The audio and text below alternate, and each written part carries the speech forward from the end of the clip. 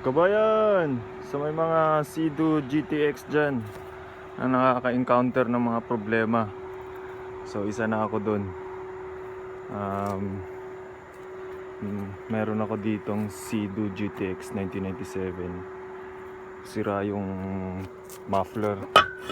So isa na rin sa mga bagay na kailangang washingan talaga na mabuti yung jet ski.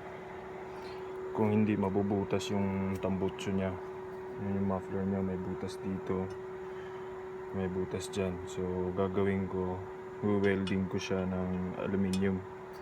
So tinakpan ko para ma-welding siya. Tsaka ang problema na itong isa, hindi nagcha-charge.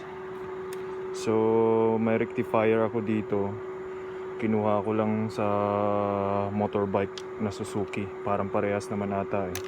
At saka dinugtong ko lang yung mga wire. Hindi lang siya nagcha-charge ng 12 volts. Umaandar, di nagcha-charge. Ito namang isa, problema, karburador. So na-found out ko, tagal-tagal ko nang tino-troubleshoot. Kailangan lang pala i-tune up yung karburador para dalawang cylinder niya magkatugma yung andar. Kasi magkaiba eh. So kaya mahina. So yan yung mga problema ng Sea-Doo. Nabubutas yung tambutso dito kasi nag-i-stuck yung tubig.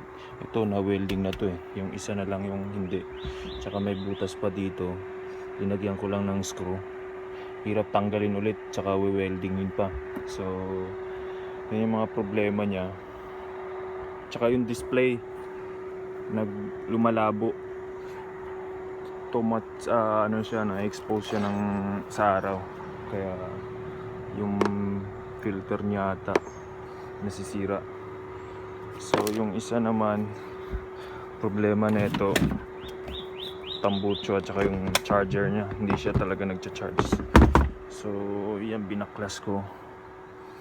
Karburador niya okay naman. So yan nangyayari sa tambutso niya pag hindi siya napa-flush ng fresh water. Kailangan talaga siyang i-flush ng fresh water palagi bago gamitin. So yung isa umaandar, wala lang sa tune up. So tapos na ito na tune up, kaya isa na lang yung problema. So tip lang, pag nag-ahon, kailangan talagang flushingan ng fresh water kasi hindi mabubutas yung tambutso niya. Ito yung tambutso niya, nabubutas kasi umiimbak lang yung salt water, kaya kahit aluminium kinakalawang. So kung may mga comment kayo, comment lang below. Salamat.